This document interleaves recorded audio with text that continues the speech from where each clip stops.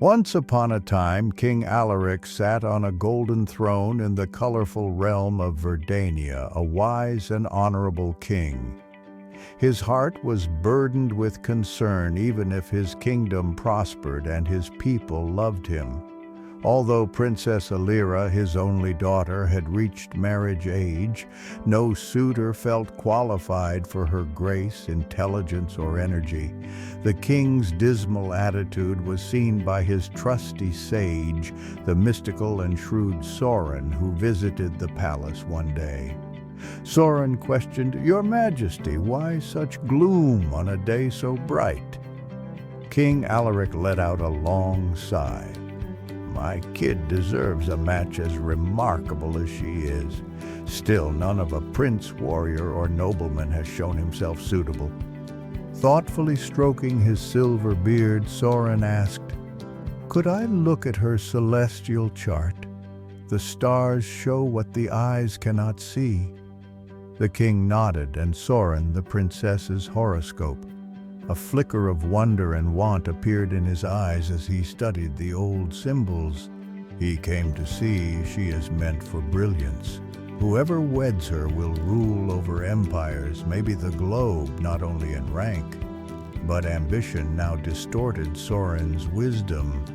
Why should someone claim such a fate, he thought.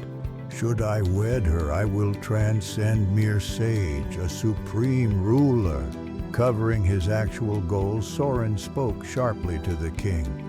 "Your Majesty, there are shadows in her stars. Her future is brilliant, although her marriage could bring disaster for her family."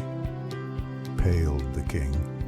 "What have I to do to guard her and our realm?"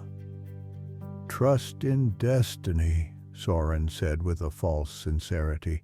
"Arrange her inside a treasure-filled chest and float it down the River Serene. Allow the currents to guide her, the one meant to travel alongside her." Tormented yet still trusting, King Alaric accepted.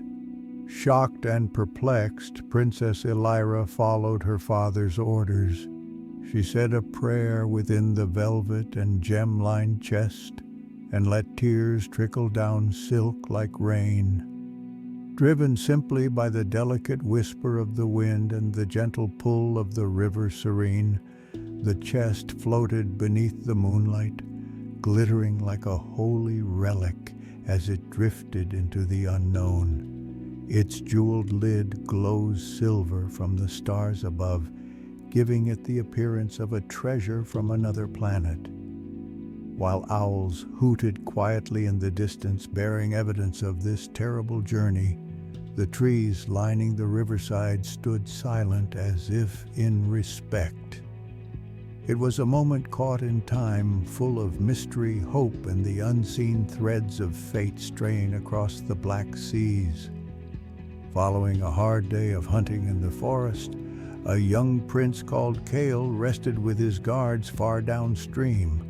Something shining caught his sight as he cleaned his hands in the cool river. "Is that a chest?" he muttered. "Retrieve it," he gave the directive.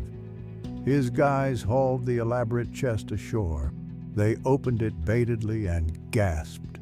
Inside sat Princess Elira, her beauty brilliant, her face one of wonder and melancholy.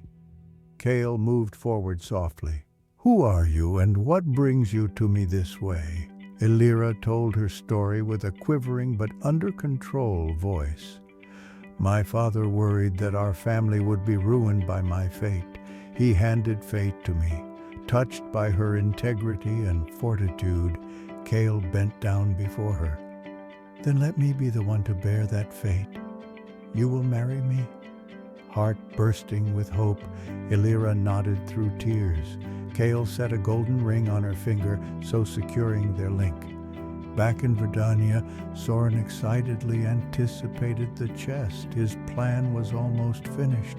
"When the chest arrives, bring it straight to my chamber," he told his students. "Door lock, do not open it regardless of what you hear from inside." The chest arrived shortly, but what Sorin didn't know was that Prince Kael, suspecting foul play, had swapped its contents. Inside the elaborate box was a fearsome bear taken during the hunt, not the princess. Dismissing his students and locking the door, Sorin whispered, "My fortune lies inside," as the chest was delivered to his room. But the room echoed with a thundering roar the instant he opened it. It was not a bridal partner, it was a beast. The bear went for Sorin, who screamed and begged. His pupils outside heard his cries, but they stayed strong. The oldest disciple reminded them, "He said no matter what he says, we must not open the door." There was anarchy inside the room. Greed had brought Sorin not only destruction but also no glory.